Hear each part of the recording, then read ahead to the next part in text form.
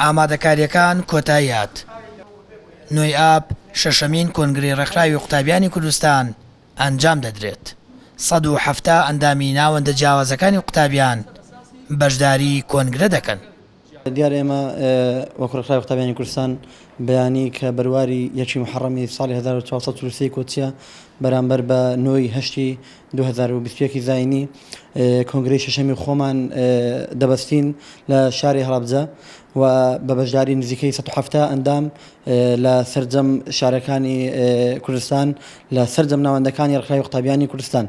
دیارە بەیانی ئێمە کە دەست بە کۆنگرە دەکەین سەرەتا ئاهەنگی کۆنگرە دەست پێ دەکەین بە بەشداری بەڕێز جنابی مامۆستا عەلی باپیر سەرۆکی کۆمەڵی دادگەری و هەروەها ئەندامانی سەرکردایەتی و ئەندامانی ئەنجومەنی سیاسی و میوانانی خۆشەویست لە هەر جیهەت و لایەنێک و ئینشاءڵڵا کۆنگرە 2 ڕۆژ دەخایەنێ و کۆنگرەیەکی سەرکەوتوو دەبەستین. ئەم ساڵ کۆنگرەی شەشەمی قوتابیان لە شاری هەڵەبجەی شەهید بەڕێوە دەچێت. ئەندامانی کۆنگرەی شەشەم گەشتبینن.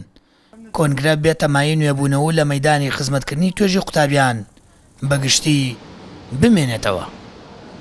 سپاس بەخوای گەورە ڕێکخراوی قوتابیانی کوردستان لە ماوەی ڕابردووە خزمەتێکی زۆری بە چین و توێژی خوێندکاران کردووە و ئینشاءڵڵا ئەم کۆنگرەیش کە کۆنگرەی شەشەمی ڕێکخراوی قوتابیانی کوردستانە بێتە مای خێر و بەرەکەت بۆ کۆمەلگا و بۆ قوتابیان بە تایبەتی. خۆشحاڵیەوە خەریکی ئامادەکاریەکانین بۆ کۆنگرەی شەشەمی ڕێکخراوی قوتابیانی کوردستان. بە خۆشحاڵیەوە زۆرینەی ئامادەکاریەکانمان تەواو کردووە بەو هیوایین کۆنگرەیەکی سەرکەوتوو بەرهەمدار بێت. دیارە سبەینی یەکەم ڕۆژی کۆنگرەی شەشەمی ڕێکخراوی قوتابیانی کوردستانە کە جیاواز جارەکانی تر مای خۆشحاڵی ئەم جارە لە شاری هەڵەبجەی شەهید ئەبەسرێ. ئەمەش مای گرنگیدانی ڕێکخراوی قوتابیانە بەسەر جەم شار و شارۆچکەکان و تەمەناکەین ئەم جارە کۆنگرەی ئەم جارەمان بێتە هۆی نوێبوونەوە و بەخۆداچوونەوەیەک لە ڕێکخراوی قوتابیانە کە بێتە هۆی سەکۆیەک بۆ هەموو چین و توێژی قوتابی بەبێ جیاوازی. بڕیارە نوێیاب لە دەستپێکی کارەکانی کۆنگرە مامۆستا عەلی باپیر سەرۆکی کۆمەڵی دادگەری وتەیەک پێشکەش بکات. دواتر کارەکانی کۆنگرە دەست پێ دەکات و استراتیژی و بەرنامە و پەیڕە و پرۆگرامی 4 ساڵی ئایندەی ڕێکخراوی قوتابیان گفتوگۆی لەسەر دەکرێت. کۆنگرە ماوەی 2 ڕۆژ دەخایەنێت و 3 کەس بۆ سکرتێری ڕێکخراوەکە خۆیان کاندید کردووە.